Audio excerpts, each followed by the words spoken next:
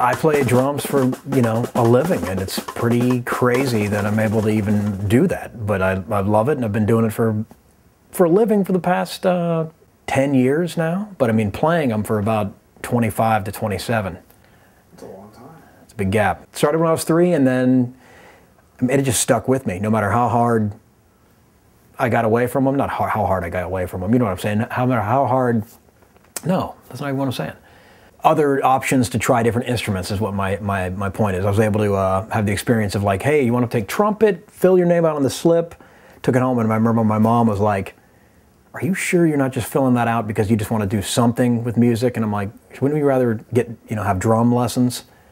And the next day, she got me drum lessons, and drum teacher didn't last that long because I had exit stage left with Neil Peart playing the YYZ solo. The first lesson he came, I said, yeah, that little practice pad's neat and everything, but check this out. Have you heard this before? This poor guy was sitting on my bed going, wow. And about 2 more times of that, he didn't show up.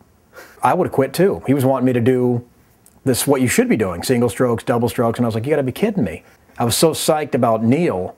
He's the reason I started to understand that you could do that on drums. I always thought that that was Alex, Geddy, and Neil playing different percussion instruments.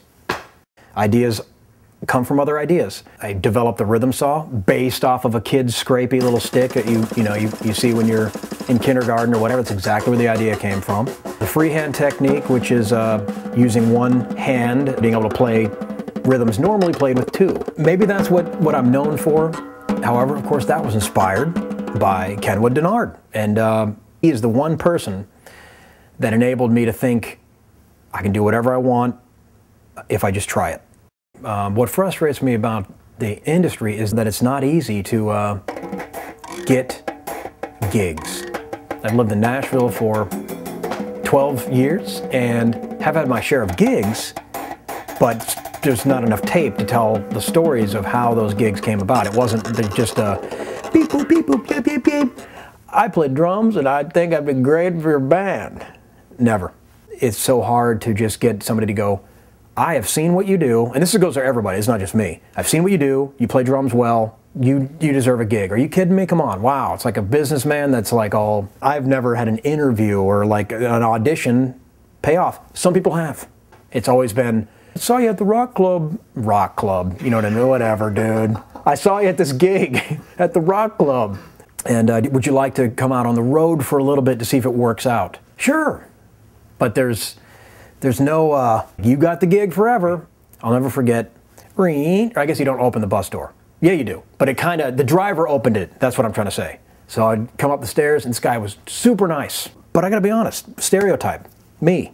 I went, must be rough being the bus driver. Like, that's a tough job. Usually the gigs end at, 11 or midnight or so. And then a lot of times that bus goes, and jams to the next city while you bunk it down and sleep. I always get freaked out whenever you hear the yeah on the side of the freeway, because you're like, is this dude awake at the wheel? So I went up and I'm like, you cool, man? Do you need like a soda or something? He's like, yeah, I wouldn't mind like some sort, whatever. Well, this dude was Tammy Wynette's bass player for her whole career.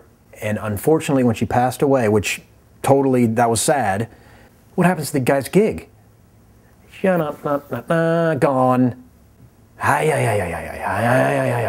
For about a week, I'm like, oh, the bus driver's watching us play. I wonder if he likes music. I'm being a total idiot. And he's like, I had to do this because there was no savings from the gig. I guess recently I've kind of realized that some of the events that I get to do are the drum festivals or some clinics that at the end of the day, after I get slaughtered by these other peer drummers that are amazing, I always feel like I'm pretty stale. I was down in my drum studio practicing and trying to get better. Why? Because I just saw a ton of more other drummers that never ends, which is so awesome, that killed me. The drummers, it's not going to end, so keep going with it. Learning, drumming, and as soon as you think you got something cool going, which normally I don't, but hey, you're going to see, it doesn't matter, bazillions of ladies and gentlemen that play the kit that are like, oh, should I burn my sticks now? The answer is no. The answer is you should keep your sticks and you should play.